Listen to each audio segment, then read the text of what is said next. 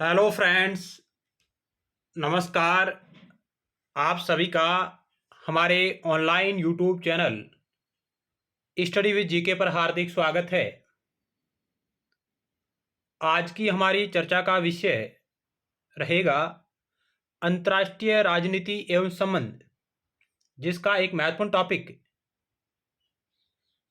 अंतर्राष्ट्रीय राजनीति में शक्ति की अवधारणा और राष्ट्रीय शक्ति, इसके बारे में हमारी चर्चा रहेगी।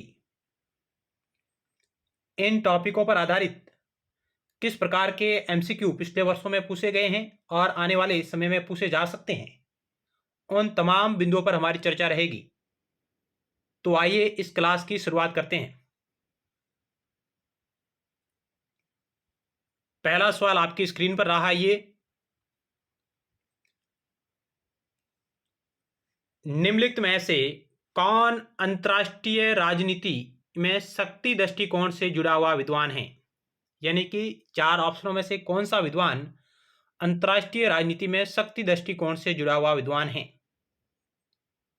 Marton Kaplan, Mahendra Kumar, Morgenthau, option D है ये सभी।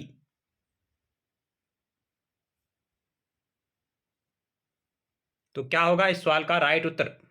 तो आइए चेक करते हैं। ऑप्शन आपका बी राइट होगा, मोर्गेनथाउ। मोर्गेनथाउ अंतर्राष्ट्रीय राजनीति में शक्ति दृष्टिकोण से जुड़े हुए प्रमुख विद्वान हैं। ये प्रमुख यथार्थवादी विद्वान हैं जो अंतर्राष्ट्रीय राजनीति को शक्ति संघर्षों पर आधारित मानते हैं, जबकि मार्टन कापलान अंतर्राष्ट्रीय राजनीति के व्यवस्था उपागम से जुड़े हुए हैं। मोर्गेनथाउ जैसे विद्वान कहते हैं कि शक्ति अंतर्राष्ट्रीय राजनीति का केंद्र बिंदु है, प्राण तत्व है। शक्ति है जो अंतर्राष्ट्रीय राजनीति का केंद्र बिंदु या प्राण तत्व है, इस प्रकार की बात मोर्गेनथाउ के द्वारा की जाती है। और वो कहते हैं कि शक्ति साधन और साध्य दोनों है। अंतर्राष्ट्रीय राजनीति का अंतिम उद्देश्य, मोर्गेनथाउ कहते हैं कि चाहे कुछ भी हो, लेकिन उसका तात्कालिक उद्देश्य शक्ति को प्राप्त करना है। इस प्रकार मोर्गेनथाउ अंतर्राष्ट्रीय राजनीति में शक्ति दृष्टिकोण से जुड़े हुए एक प्रमुख विद्वान हैं। अगला सवाल आपकी स्क्रीन पर रहा 2 नंबर।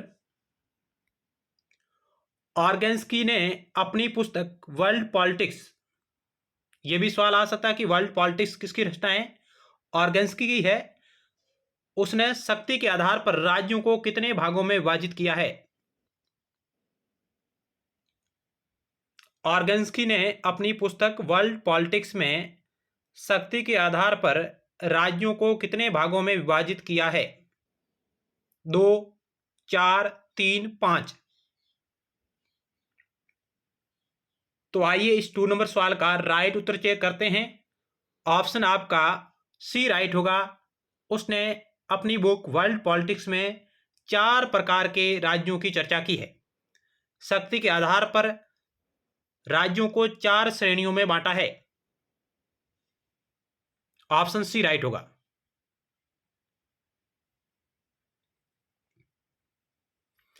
ऑर्गेन्स्की ने अपनी बुक वर्ल्ड पॉलिटिक्स में शक्ति के आधार पर राज्यों को 4 भागों में बांटा है। एक है शक्तिशाली संतुष्ट राष्ट्र, दूसरा है शक्तिशाली और असंतुष्ट राष्ट्र, तीसरा है कमजोर संतुष्ट राष्ट्र और चौथा है कमजोर असंतुष्ट राष्ट्र। शक्ति के आधार पर राज्यों को 4 भागों में बांटने का कार्य किया है ऑर्गेन्स्की ने अपनी बुक वर्ल्ड पॉलिटिक्स में। तो इस प्रकार का सवाल भी आ सकता है कि ऑर्गेन्स्की ने शक्ति के आधार पर राज्यों की कौन सी श्रेणी बताई है या नहीं बताई है।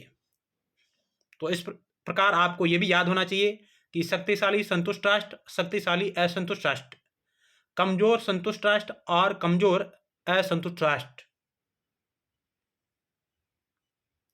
अगला सवाल 3 नंबर आपकी स्क्रीन पर रहा, ये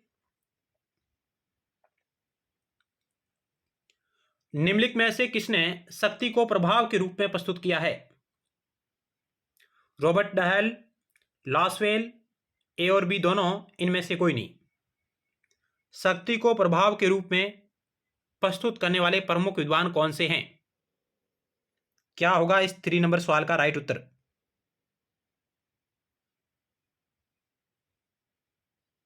तो ऑप्शन आपका सी राइट होगा। रॉबर्ट डहाल और लॉसवेल है जो शक्ति को प्रभाव के रूप में प्रस्तुत करते हैं। ऑप्शन सी राइट होगा।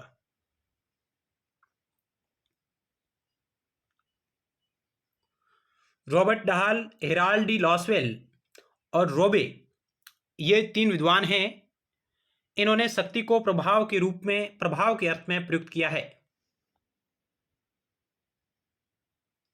कौटिल्य ने शक्ति को बल प्रयोग के रूप में दर्शाया। मॉर्गेनथाउ और कैटलिन ने शक्ति को नियंत्रण के अर्थ में प्रयुक्त किया है। अर्नाल्ड बेरुत या अर्नाल्ड ब्रेख्ट कह सकते हैं। अर्नाल्ड ब्रेख्ट के शब्दों में शक्ति ऐसी योग्यता है जो अपनी इच्छा को कार्यान्वित कर सकती है। यानी कि शक्ति के बारे में अपने विचार व्यक्त करते हैं। अर्नाल्ड ब्रेख्ट कहते हैं कि शक्ति एक ऐसी योग्यता है जो अपनी इच्छा को कार्यान्वित करती है। तो यह परिभाषा अर्नाल्ड ब्रेख्ट की है। जबकि मॉर्गेनथाउ और कैटलिन शक्ति को नियंत्रण के अर्थ में प्रयुक्त करते हैं। कौटिल्य शक्ति को बल प्रयोग के रूप में और प्रभाव के रूप में। Robert Dahl, Herald D Lasswell और रोबे है जो शक्ति को प्रभाव के रूप में प्रयुक्त करते हैं। अगला सवाल 4 नंबर आपकी स्क्रीन पर रहा। निम्नलिखित में से यह किसका कथन है? देश जितना बड़ा होगा उसकी सुरक्षात्मक शक्ति उतनी ही अधिक होगी। यानी कि देश जितना बड़ा होगा उसकी सुरक्षात्मक शक्ति उतनी ही अधिक होगी। इस प्रकार की बात कौन सा विद्वान करता है? स्पाइकमैन, लॉसवेल, सलीचर, इनमें से कोई नहीं। 4 ऑप्शन आपके समक्ष रहे।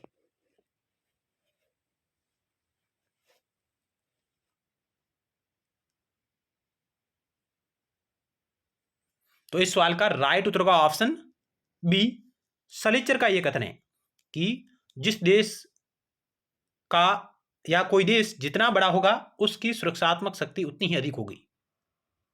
ऑप्शन आपका बी राइट होगा, सलीचर। आप प्रत्येक प्रश्न के उत्तर देने का प्रयास करें। प्रत्येक प्रश्न के उत्तर को अपने दिमाग में सोचें। तो ऑप्शन आपका बी राइट होगा, सलीचर। प्राकृतिक संसाधन राष्ट्रीय शक्ति का किस प्रकार का तत्व है? यानी कि प्राकृतिक संसाधन राष्ट्रीय शक्ति का किस प्रकार का तत्व है? मूल्यवान, स्थायी, ए और बी दोनों, इनमें से कोई नहीं। तो क्या होगा इस सवाल का राइट उत्तर? ऑप्शन आपका सी राइट होगा, ए और बी दोनों। प्राकृतिक संसाधन है जो मूल्यवान और स्थायी दोनों प्रकार का तत्व है। राष्ट्रीय शक्ति का एक मूल्यवान और स्थायी तत्व है प्राकृतिक संसाधन। अगला सवाल, निम्नलिखित में राष्ट्रीय शक्ति की सीमा है। निम्नलिखित में राष्ट्रीय शक्ति की सीमा है। संप्रभुता, लोकमत, राष्ट्रवाद, ऑप्शन डी ये सभी।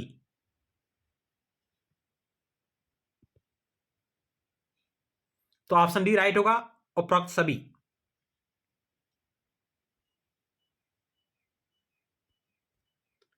राष्ट्रीय शक्ति पर प्रतिबंध या सीमित करने वाले तत्व कौन कौन से हैं?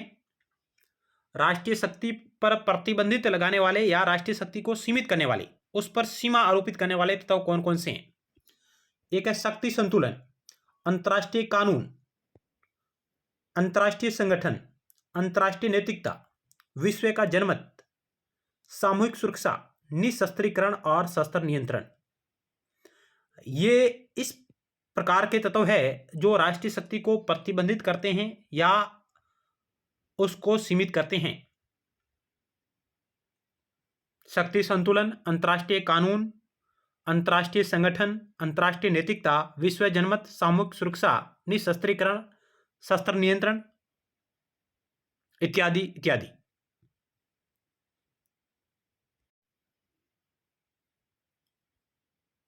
अगला सवाल 7 नंबर आपकी स्क्रीन पर रहा। पामर और पार्किंस ने राष्ट्रीय शक्ति के निर्धारक तत्वों को कितने भागों में बांटा है? पामर और पार्किंस ने राष्ट्रीय शक्ति के निर्धारक तत्वों को कितने भागों में बांटा है? Option A 2, option C 4, option B 3, option D 5। क्या होगा इस सवाल का राइट उत्तर?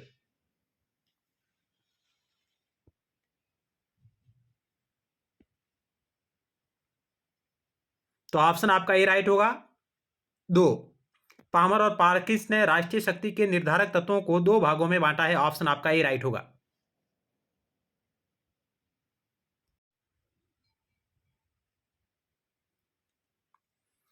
पामर और पार्किंस ने राष्ट्रीय शक्ति के तत्वों को 2 भागों में बांटा है, जिसमें वो बताते हैं कि एक है मानवीय या अमूर्त तत्व, एक है अमूर्त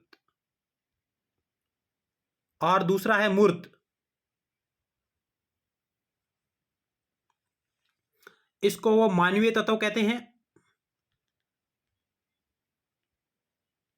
और यह है गैर मानवीय।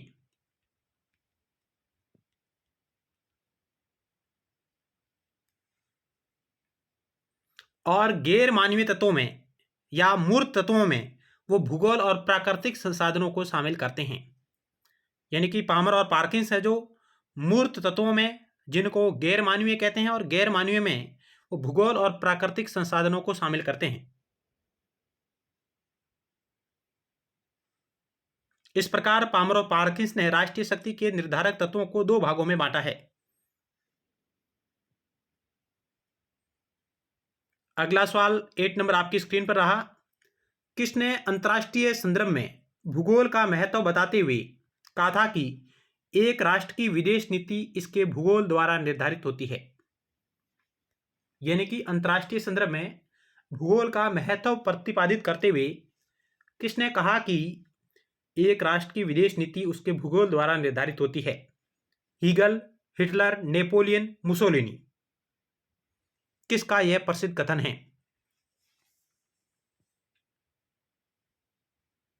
तो इस सवाल का राइट उत्तर होगा ऑप्शन 3। नेपोलियन ने कहा था कि एक राष्ट्र की विदेश नीति उसके भूगोल द्वारा निर्धारित होती है। ऑप्शन 3 राइट होगा।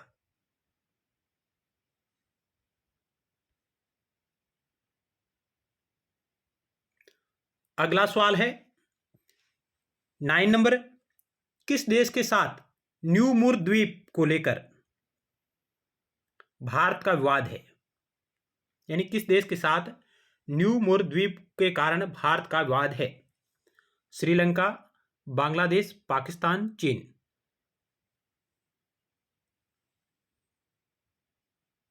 तो इस सवाल का राइट उत्तर होगा ऑप्शन 2, बांग्लादेश के साथ। न्यू मूर द्वीप को लेकर भारत का बांग्लादेश के साथ विवाद है। ऑप्शन 2 राइट होगा।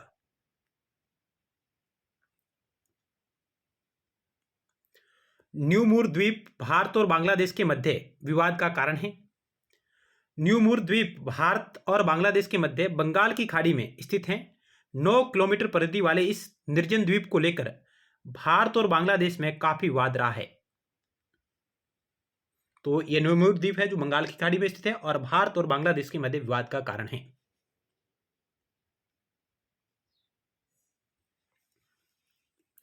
नेपोलियन ने अंतर्राष्ट्रीय संदर्भ में भूगोल का महत्व प्रतिपादित करते हुए कहा था कि एक राष्ट्र की विदेश नीति इसके भूगोल द्वारा निर्धारित होती है। इस कथन के बारे में हम पहले चर्चा कर चुके हैं। तो यह प्रसिद्ध कथन नेपोलियन बोनापार्ट का है कि एक राष्ट्र की विदेश नीति उसके भूगोल के द्वारा निर्धारित होती है।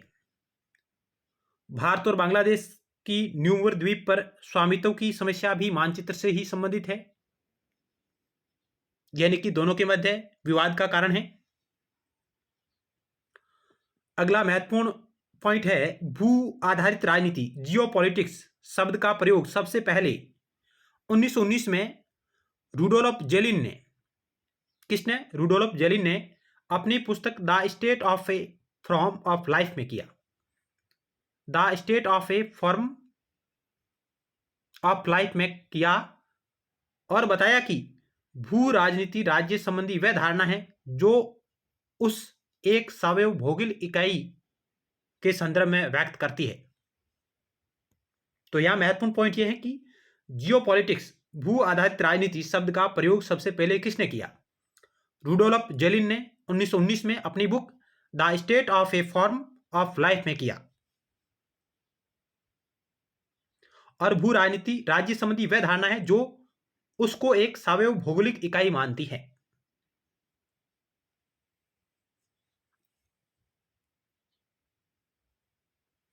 अगला सवाल 10 नंबर सवाल आपकी स्क्रीन पर रहा। ये किसके अनुसार सैनिक शक्ति का सर्वोच्च महत्व इस बात में है कि यह बहस का अंतिम शब्द तथा अपील का अंतिम न्यायालय है। किसने कहा कि सैनिक शक्ति का सर्वोच्च महत्व इस बात में है कि यह बहस का अंतिम शब्द तथा अपील का अंतिम न्यायालय है सैनिक शक्ति? पामर तथा Perkins, Robert Dahl, Harold Lasswell, K M. Panikkar.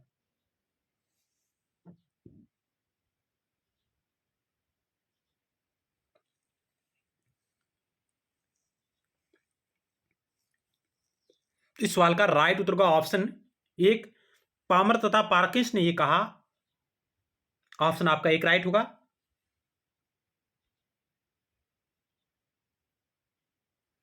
Palmer और पार्किंस ने सैनिक शक्ति के सर्वोच्च महत्व पर बल देते हुए कहा कि यह बहस का अंतिम शब्द तथा अपील का अंतिम न्यायालय है।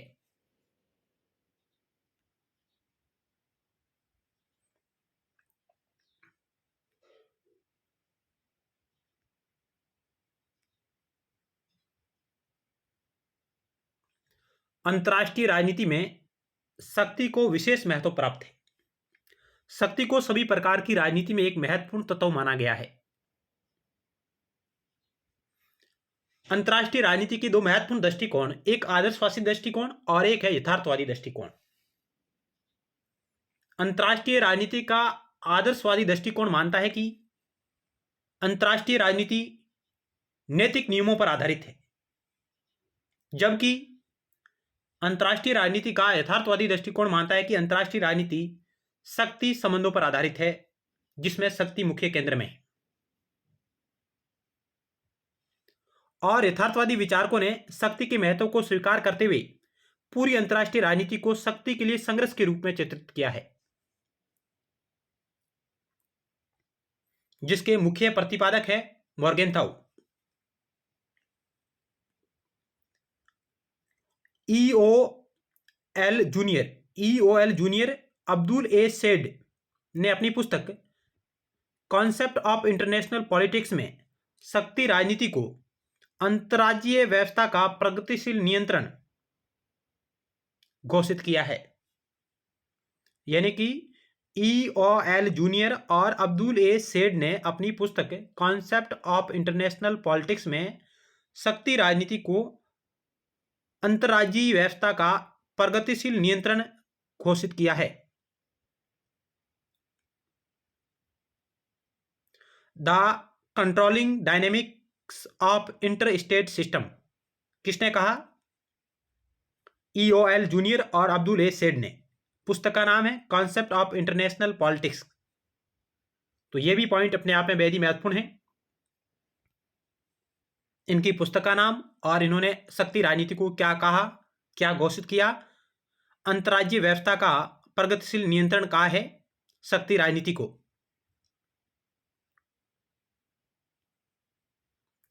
इलेवन नंबर सवाल आपकी स्क्रीन पर रहा। ये किसके अनुसार शक्ति अपने साध्यों के अनुकूल किसी राष्ट्र की दूसरे राष्ट्र के व्यवहार को प्रभावित करने का नाम है? यानी कि शक्ति अपने साध्यों को, अपने लक्ष्यों के अनुकूल किसी राष्ट्र की दूसरे राष्ट्र के व्यवहार को प्रभावित करने का नाम है। यदि कोई राष्ट्र ऐसा नहीं कर सकता है तो चाहे वह कितना भी बड़ा हो, कितना भी धनी हो, कितना भी महान हो, वह शक्तिशाली नहीं माना जा सकता। शक्ति के बारे में यह परिभाषा किस विद्वान ने कही है? बहुत ही शानदार परिभाषा है कि शक्ति अपने साध्यों, लक्ष्यों के अनुकूल किसी राष्ट्र की दूसरे राष्ट्र के व्यवहार को प्रभावित करने का नाम है। यदि कोई राष्ट्र ऐसा नहीं कर सकता तो चाहे वह कितना भी बड़ा हो, कितना भी धनी हो, कितना भी महान हो, वह शक्तिशाली नहीं माना जा सकता। इस प्रकार की बात कौन करते हैं? पामर तथा पार्किंस, ऑर्गेन्स्की, लॉसवेल, के.एम. पणिकर।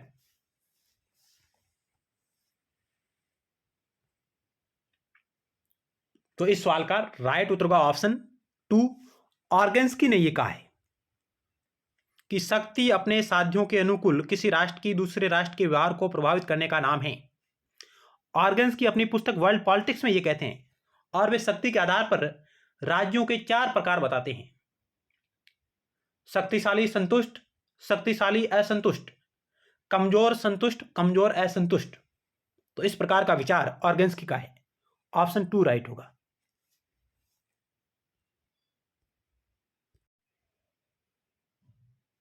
अगला सवाल आपकी स्क्रीन पर रहा ये।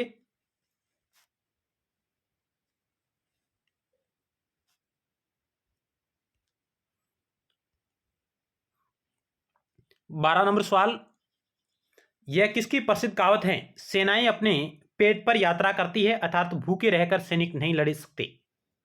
यानी कि सेनाएं अपने सैनिक शक्ति के संदर्भ में बात हो रही है कि सेनाएं अपने पेट पर यात्रा करती है, अर्थात भूखे रहकर सैनिक नहीं लड़ सकते। यह विचार किसका था? Hegel, Hitler, Napoleon, Mussolini. क्या होगा इस सवाल का राइट उत्तर?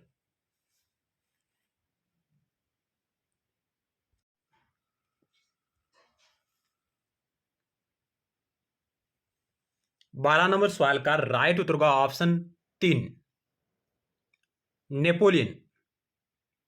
यह नेपोलियन की कहावत है कि सेनाएं अपने पेट पर यात्रा करती, अर्थात भूखे रहकर सैनिक नहीं लड़ सकते। या उन्होंने कहा था कि सेनाएं पेट के बल मार्च करती हैं, और उनके कहने का मतलब था कि सैनिक भूखे रहकर राष्ट्र की सुरक्षा नहीं कर सकते।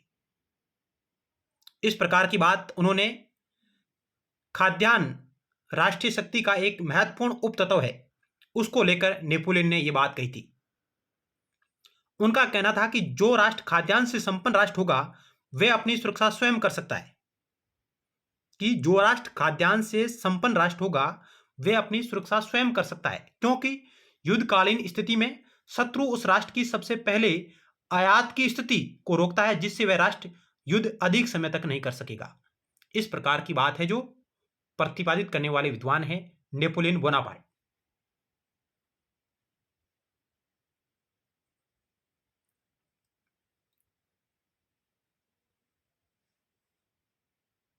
अगला सवाल 13 नंबर आपकी स्क्रीन पर रहा। किसकी रचना politics among nation the struggle for power and peace 1948 किसकी रचना है? Theodore Columbus, Morgenthau, Robert Dahl, James S Wolf. तो यह प्रसिद्ध रचना ऑप्शन आपका बी राइट होगा, हंस जे मॉर्गेनथाउ की है, politics among nations the struggle for power and peace, जो 1948 में प्रकाशित होती है, जिसमें वो कहते हैं कि अंतर्राष्ट्रीय राजनीति शक्ति संघर्ष पर आधारित है और अपना यथार्थवादी दृष्टिकोण प्रस्तुत करते हैं। ऑप्शन बी राइट होगा।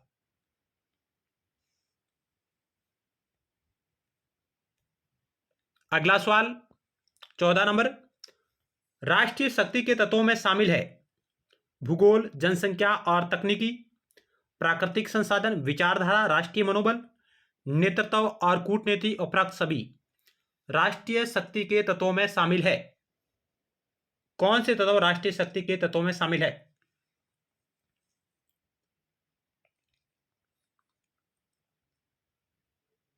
तो इस सवाल का राइट उत्तर का ऑप्शन द उपरोक्त सभी। भूगोल, जनसंख्या, तकनीकी, प्राकृतिक संसाधन, विचारधारा, राष्ट्रीय मनोबल, नेतृत्व, कूटनीति इत्यादि तत्व राष्ट्रीय शक्ति में शामिल है। तो ऑप्शन आपका डी राइट होगा। अगला सवाल है, कौन सा राष्ट्रीय शक्ति का तत्व नहीं समझा जाता? इनमें से कौन सा है जो राष्ट्रीय शक्ति का तत्व नहीं समझा जाता है? नेतृत्व, राष्ट्रीय संसाधन, राष्ट्रीय चरित्र, दल प्रणाली। तो ऑप्शन आपका डी राइट होगा। दलीय प्रणाली और दबाव समूह को राष्ट्रीय शक्ति का तत्व नहीं कह सकते, यानी कि दलीय प्रणाली और दबाव समूह राष्ट्रीय शक्ति का तत्व नहीं है, जबकि लीडरशिप, राष्ट्रीय संसाधन, राष्ट्रीय चरित्र, कूटनीति इत्यादि राष्ट्रीय शक्ति के प्रमुख तत्व माने जाते हैं। तो ऑप्शन डी राइट होगा इस सवाल का। अगला सवाल 16 नंबर आपकी स्क्रीन पर रहा। अंतरराष्ट्रीय संबंधों में शक्ति है निरंकुश है, सापेक्ष है, परिमित है, अपरिमित है। इस सवाल का राइट उत्तर का ऑप्शन बी अंतर्राष्ट्रीय संबंधों में शक्ति सापेक्ष होती है। ऑप्शन आपका बी राइट होगा। अंतर्राष्ट्रीय संबंधों में शक्ति एक सापेक्ष अवधारणा है। ऑप्शन बी राइट होगा। अगला सवाल 17 नंबर सवाल आपकी स्क्रीन पर रहा। कौन सा राष्ट्रीय शक्ति का प्राकृतिक तत्व नहीं है? इनमें से कौन सा है जो राष्ट्रीय शक्ति का एक प्राकृतिक तत्व नहीं है? राजनीतिक दल, साधन, जनसंख्या, भूगोल। इस 17 नंबर सवाल का राइट उत्तर का ऑप्शन ए राजनीतिक दल है, जो राष्ट्रीय शक्ति का प्राकृतिक तत्व नहीं है और न ही इसका एक अन्य तत्व है, न ही मानवीय तत्व है। ऑप्शन आपका ए राइट होगा, राजनीतिक दल।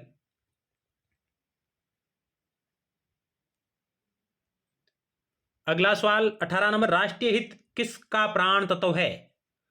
राष्ट्रीय हित किसका प्राण तत्व है? विदेश नीति का, कूटनीति का, जनसंख्या नीति का, भय नीति का? तो राष्ट्रीय हित है जो, ये विदेश नीति का प्राण तत्व है। ऑप्शन आपका ए राइट होगा, राष्ट्रीय हित विदेश नीति का प्राण तत्व है।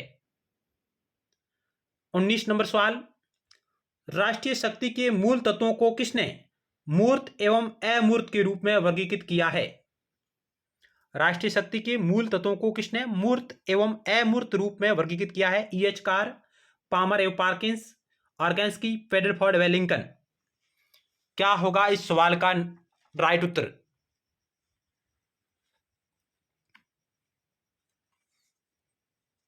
राष्ट्रीय शक्ति के मूल तत्वों को किसने मूर्त एवं अमूर्त के रूप में वर्गीकृत किया है?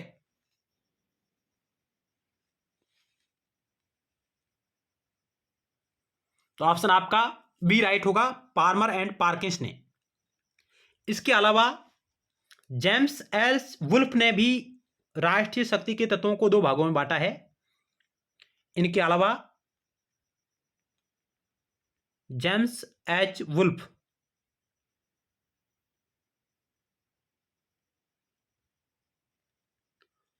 उन्होंने भी राष्ट्रीय शक्ति के तत्वों को दो भागों में बांटा है, एक मूर्त और दूसरा अमूर्त। इन दोनों तत्वों को मिलाकर राष्ट्रीय शक्ति का निर्माण होता है। इस प्रकार की बात जेम्स एच वुल्फ करते हैं। और मोर्गेनथाउ ने भी पामर और पार्किंस ने भी राष्ट्रीय शक्ति के तत्वों को मूर्त और अमूर्त में बांटा है। ऑप्शन आपका इस प्रकार बी राइट होगा।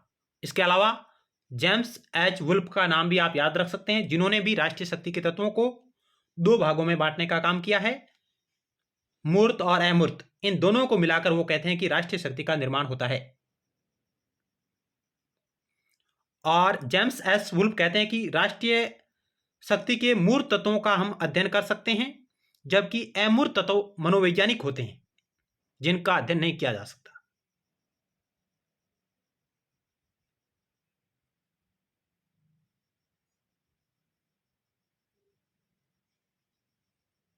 अगला सवाल 20 नंबर आपकी स्क्रीन पर रहा। ये उन परिसंपत्तियों का योग जो किसी राज्य को अपने लक्ष्यों को प्राप्त करने में सक्षम बनाता है, भले ही वे अन्य अंतर्राष्ट्रीय अभिनेताओं के लक्ष्यों और इच्छाओं के साथ टकराव करते हो, किसी देश की परिभाषा है? शक्ति, समता, राष्ट्रवाद, राष्ट्रीय हित। इनमें से वह कौन सा टर्म है जो ऊपर परिभाषा को संदर्भित करता है? उन परिसंपत्तियों का योग जो किसी राज्य को अपने लक्ष्यों को प्राप्त करने में सक्षम बनाता है। इस लाइन से, इस पंक्ति से कौन सा टर्म संदर्भित है? शक्ति, समता, राष्ट्रवाद, राष्ट्रीय हित। तो ऑप्शन आपका ए राइट होगा। शक्ति उन परिसंपत्तियों का योग है, शक्ति उन परिसंपत्तियों का योग है जो किसी राज्य को अपने लक्ष्य को प्राप्त करने में सक्षम बनाता है, भले ही वे अन्य अंतर्राष्ट्रीय अभिनेताओं के लक्ष्यों और इच्छाओं के साथ टकराव करते हो, किसी देश की परिभाषा है। शक्ति के संदर्भ में किसी देश की यह परिभाषा। ऑप्शन आपका ए राइट होगा।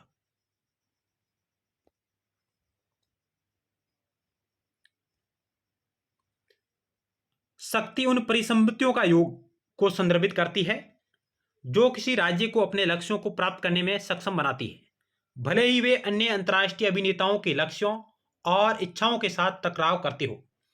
इसमें किसी देश की दूसरों को प्रभावित करने और उन पर नियंत्रण स्थापित करने की क्षमता भी शामिल है, चाहे वह सैन्य ताकत, आर्थिक संसाधनों, राजनीतिक संबंधों या अन्य माध्यमों से हो। शक्ति अंतर्राष्ट्रीय संबंधों का एक महत्वपूर्ण पहलू है, क्योंकि यह किसी देश की अपने राष्ट्रीय हितों की रक्षा करने और वैश्विक क्षेत्र में अपने उद्देश्यों को आगे बढ़ाने की क्षमता निर्धारित करती है। तो शक्ति को उन परिसंपत्तियों के योग के रूप में परिभाषित किया गया है।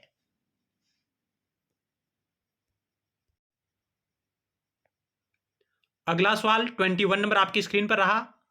शक्ति को सटीक रूप से मापने की कठिनाई किस तथ्य का परिणाम है? यानी कि पावर है जो, इस पावर को सटीक रूप से मापने की कठिनाई किस तथ्य का परिणाम है? ऑप्शन ए, सैन्य शक्ति पर डेटा इकट्ठा करना अक्सर मुश्किल होता है।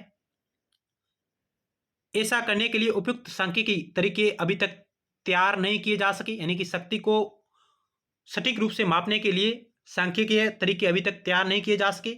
ऑप्शन सी है, शक्ति का कोई मानक माप नहीं है। और ऑप्शन डी है, शक्ति के वास्तविक सूचकों को गुप्त रखा जाता है। ऑप्शन 21 है, जो प्रश्न है 21, शक्ति को सटीक रूप से मापने की कठिनाई किस तथ्य का परिणाम है? इनमें से आपको सटीक उत्तर का चयन करना है। तो आइए राइट आंसर का चयन करते हैं। ऑप्शन आपका सी राइट होगा, क्योंकि शक्ति का कोई मानक माप नहीं है। यानी शक्ति को सटीक रूप से मापने की कठिनाई इस तथ्य में है कि शक्ति का कोई मानक माप नहीं है। ऑप्शन सी राइट होगा, जो इस उत्तर का राइट उत्तर है, इस प्रश्न का राइट उत्तर है। ऑप्शन सी राइट होगा।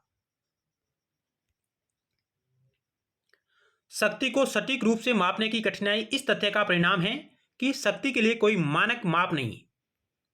शक्ति एक जटिल और बहुआयामी अवधारणा है, जिसे किसी एक मीट्रिक का उपयोग करके आसानी से मात्राबद्ध या मापा नहीं जा सकता। यानी किसी एक मीटर का उपयोग करके, एक मापक का उपयोग करके उसको आसानी से हम मात्राबंद या माप नहीं सकते हैं। विभिन्न देशों और संगठनों में शक्ति को मापने के लिए अलग अलग परिभाषाएं और मानदंड हो सकते हैं, जिससे सार्वभौमिक रूप से स्वीकृत मानक स्थापित करना चुनौतीपूर्ण कार्य है। इसके अतिरिक्त शक्ति सैन्य, आर्थिक, राजनीतिक और सांस्कृतिक जैसे भिन्न रूपों में प्रकट हो सकती है, और जो माप प्रक्रिया को और जटिल बनाती है। इस प्रकार शक्ति के लिए कोई मानक माप अभी तक अंतर्राष्ट्रीय स्तर पर नहीं बनाया गया है।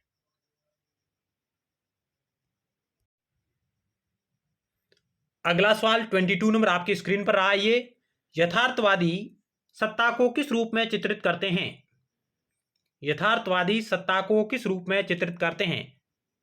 शून्य राशि वाला खेल, एक गैर शून्य राशि वाला खेल, सकारात्मक राशि वाला खेल, अंतर्राष्ट्रीय व्यवस्था में महत्वहीन। यथार्थवादी सत्ता को किस रूप में चित्रित करते हैं? पावर को, शक्ति को, सत्ता यानी शक्ति को किस रूप में चित्रित करते हैं? तो इस सवाल का राइट उत्तर का ऑप्शन ए राइट होगा, एक शून्य राशि वाला खेल। यथार्थवादी शक्ति को एक शून्य राशि वाला खेल के रूप में परिभाषित करते हैं। ऑप्शन आपका एक राइट होगा। यथार्थवादी सत्ता को शून्य राशि के खेल के रूप में चित्रित करते हैं, क्योंकि उनका मानना है कि अंतर्राष्ट्रीय संबंधों में एक देश का लाभ दूसरे देश का नुकसान होता है। यानी कि शून्य राशि खेल क्या है कि इसमें एक देश का लाभ दूसरे देश के नुकसान पर होता है। उनका तर्क है कि दुनिया में शक्ति और संसाधन सीमित मात्रा में है, इसलिए एक राज्य की शक्ति में कोई भी वृद्धि दूसरे राज्य की कीमत पर होनी चाहिए। यह परिप्रेक्ष्य प्रतिस्पर्धा, संघर्ष और राष्ट्रीय हितों की खोज जैसे मुद्दों पर यथार्थवादी सोच को आकार देता है। इस प्रकार यथार्थवादी शक्ति को शून्य राशि के खेल के रूप में परिभाषित करते हैं, चित्रित करते हैं।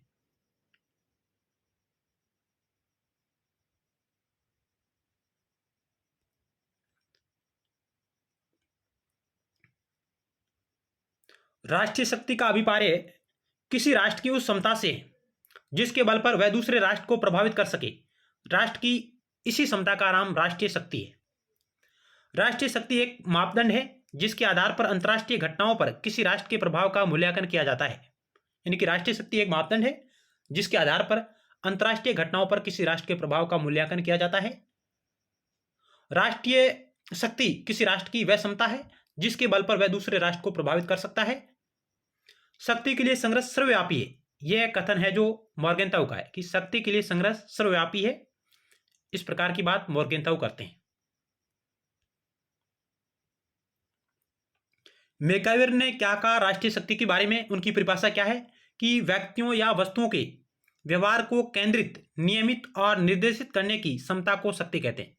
कि व्यक्तियों या वस्तुओं के व्यवहार को केंद्रित, नियमित और निर्देशित करने की क्षमता ही शक्ति है।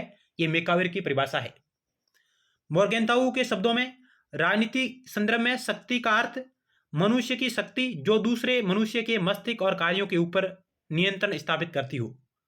मॉर्गेंताउ क्या कहते हैं? वो कहते हैं कि शक्ति का अर्थ है मनुष्य की शक्ति जो दूसरे मनुष्यों के मस्तिष्क और कार्यों पर नियंत्रण करे। और एक और महत्वपूर्ण परिभाषा जो कई बार परीक्षाओं में पूछी गई है, रॉबर्ट बायस्टॉड। रॉबर्ट बायस्टॉड कहते हैं कि शक्ति बल प्रयोग की योग्यता है, न कि उसका वास्तविक प्रयोग। यानी कि शक्ति बल प्रयोग की योग्यता है, न कि उसका वास्तविक प्रयोग। यह परिभाषा रॉबर्ट बायस्टॉड की है, कई बार परीक्षाओं में आई हुई है। अन्य और कुछ महत्वपूर्ण पॉइंट है। एलन आर बोल कहते हैं कि राजनीतिक शक्ति दूसरे के व्यवहार को किस प्रकार की शक्ति की धमकी देकर कार्य करने की क्षमता है। यानी कि राजनीतिक शक्ति है जो दूसरे के व्यवहार को किसी प्रकार की शक्ति की धमकी देकर कार्य करने की क्षमता का नाम है। हंस जे मॉर्गेंताउ के अनुसार राष्ट्रीय शक्ति वह शक्ति है जिसके आधार पर कोई व्यक्ति दूसरे राष्ट्र के कार्यों, व्यवहारों और नीतियों पर प्रभाव तथा नियंत्रण रखने की चेष्टा करता हो। यानी कि दूसरे के मन और मस्तिष्क पर नियंत्रण स्थापित करता है, वही क्या है? शक्ति है। इस प्रकार की बात मॉर्गेंताउ कहते हैं। शक्ति तथा प्रभाव में अंतर होता है। यानी कि शक्ति और प्रभाव जिसमें अंतर है। शक्ति का अर्थ है बल का प्रयोग या बल प्रयोग की धमकी द्वारा दूसरे के व्यवहार को नियंत्रित अथवा निर्देशित करना। यानी कि शक्ति का अर्थ है बल का प्रयोग या बल प्रयोग की धमकी द्वारा दूसरे के व्यवहार को नियंत्रित अथवा निर्देशित करना है। जबकि प्रभाव का अर्थ दूसरे के व्यवहार को धमकी द्वारा नहीं अपितु प्रेरणा द्वारा बदलने का प्रयास। प्रभाव का क्षेत्र शक्ति के क्षेत्र से अधिक है, विशाल होता है तथा शक्ति से अधिक लोकतांत्रिक होता है। प्रभाव की अवधारणा लोकतांत्रिक है शक्ति की अपेक्षा, और इसका क्षेत्र शक्ति की अपेक्षा अधिक है। और प्रभाव है जो व्यवहार को धमकी द्वारा नहीं अपितु प्रेरणा द्वारा, विचारों के द्वारा बदलने का प्रयास है। तो शक्ति और प्रभाव में इस प्रकार का डिफरेंस है।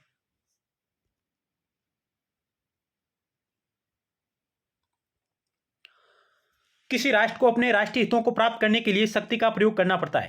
यानी कि शक्ति का प्रयोग हम क्यों करते हैं? किसी राष्ट्र को अपने राष्ट्रीय हितों की प्राप्ति के लिए शक्ति का प्रयोग करना पड़ता है। राष्ट्रीय हितों में सबसे बड़ा हित है राष्ट्रीय शक्ति को बनाए रखना और इसे बढ़ाना। राष्ट्रीय शक्ति को बनाए रखना और इसको बढ़ाना, राष्ट्रीय शक्ति में वृद्धि करना। राष्ट्रीय शक्ति ही अंतर्राष्ट्रीय संबंधों की धुरी है। राष्ट्रीय शक्ति विदेश नीति का आधार होती है। इस प्रकार के कथन और कारण वाले सवाल आ सकते हैं, या राष्ट्रीय शक्ति से संबंधित विशेषताएं इत्यादि इत्यादि प्रकार के सवाल बन सकते हैं। तो राष्ट्रीय शक्ति अंतर्राष्ट्रीय संबंधों की धुरी है। राष्ट्रीय शक्ति विदेश नीति का आधार है। राजनीतिज्ञों तथा कूटनीतिज्ञों की दूसरे राष्ट्रों के साथ अंतःक्रिया करने की योग्यता उनके राष्ट्र की राष्ट्रीय शक्ति द्वारा ही निर्धारित होती है। यानी कि कोई राजनीतिज्ञ या कूटनीतिज्ञ या राजदूत या विदेश मंत्री किसी अन्य राष्ट्र के साथ संबंध किस प्रकार निर्धारित करेंगे, और उन निर्धारित करने के पीछे जो शक्ति है वह है राष्ट्रीय शक्ति।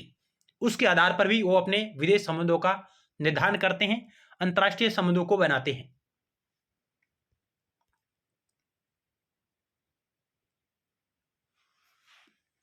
राष्ट्रीय शक्ति किसी भी राष्ट्र के लिए साध्य और साधन दोनों हैं, दोनों हो सकती है।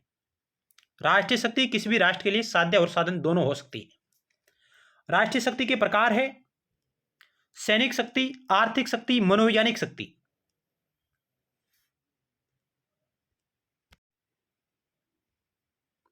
राष्ट्रीय शक्ति के 3 प्रकार बताए हैं ईएच कार ने राष्ट्रीय शक्ति के 3 प्रकार बताए हैं, सैनिक शक्ति, आर्थिक शक्ति, मनोवैज्ञानिक शक्ति।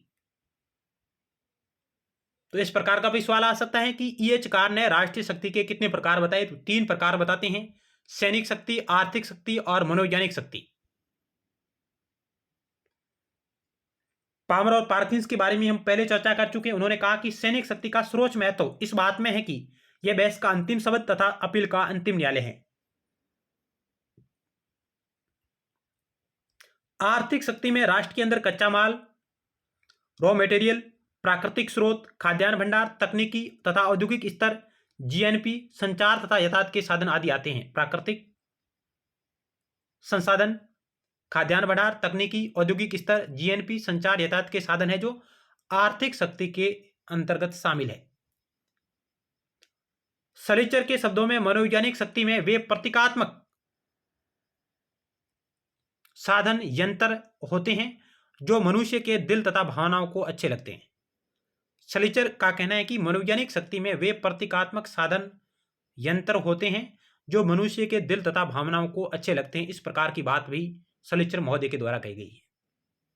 तो मुख्य रूप से राष्ट्रीय शक्ति के 3 प्रकार बताए ईएच कार ने, जिनकी प्रसिद्ध रचना 20 ईयर क्राइसिस, ईएच कार की बुक है 20 ईयर क्राइसिस। और वे शक्ति के 3 प्रकार बताते हैं: सैनिक शक्ति, आर्थिक शक्ति, मनोवैज्ञानिक शक्ति।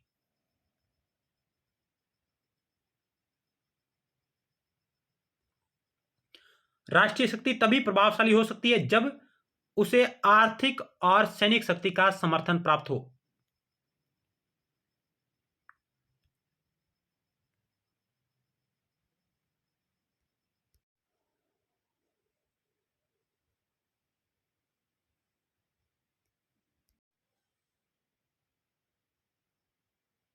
इसके अलावा शक्ति की अवधारणा से जुड़ी अन्य और महत्वपूर्ण पॉइंट आपके समक्ष पेश हैं। एक होती है संरचनात्मक शक्ति। संरचनात्मक शक्ति से जुड़े प्रमुख विद्वान हैं, वो है सुसान स्ट्रेंज। सुसान स्ट्रेंज संरचनात्मक शक्ति की बात करती है। और सुसान स्ट्रेंज एक नव यथार्थवादी विचारक का है जिन्होंने संरचनात्मक शक्ति, स्ट्रक्चर पावर की बात की है। और वे 4 प्रकार की प्राथमिक शक्ति संरचनाओं की बात करती है, जिनकी महत्वपूर्ण पुस्तक है कैसिनो कैपिटलिज्म। कैसिनो कैपिटलिज्म में सुसान स्ट्रेंज 4 प्रकार की प्राथमिक शक्ति संरचनाओं की बात करती है, जिनमें वो कहती हैं कि सुसान स्ट्रेंज ने 4 प्रकार की प्राथमिक शक्ति संरचनाएं बताई है, जिनमें ज्ञान संरचना, दूसरी बात करती है वित्तीय संरचना, और तीसरी बात करती है सुरक्षा संरचना, और चौथी बात करती है उत्पादन संरचना। इस प्रकार अपनी पुस्तक कैसिनो कैपिटलिज्म में नव यथार्थवादी विचारिका सुसान स्ट्रेंज संरचनात्मक शक्ति की चर्चा करती है और वह 4 प्रकार की प्राथमिक शक्ति संरचनाएं बताती है: ज्ञान संरचना, वित्तीय संरचना, सुरक्षा संरचना, उत्पादन संरचना, यानी कि knowledge structure, financial structure, security structure और प्रोडक्शन स्ट्रक्चर। तो इस प्रकार का सवाल भी आ सकता है कि सुसान स्ट्रेंज ने प्राथमिक शक्ति संरचनाओं के कितने प्रकार बताए हैं? तो 4 प्रकार बताए हैं: ज्ञान संरचना, वित्तीय संरचना, सुरक्षा संरचना, उत्पादन संरचना। और सुसान स्ट्रेंज एक नव यथार्थवादी विचारिका है जिनकी प्रसिद्ध पुस्तक है कैसिनो कैपिटलिज्म, जो संरचनात्मक शक्ति की बात करती है।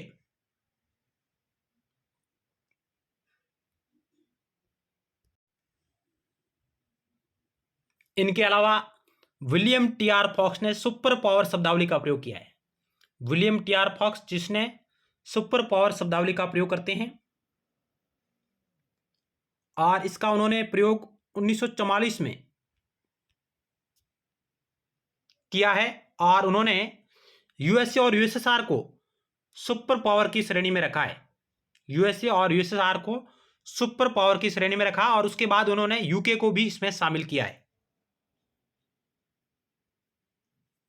तो इस प्रकार आज हमने शक्ति की अवधारणा और राष्ट्रीय शक्ति से जुड़े चुनिंदा महत्वपूर्ण अभ्यास प्रश्नों के बारे में बात की।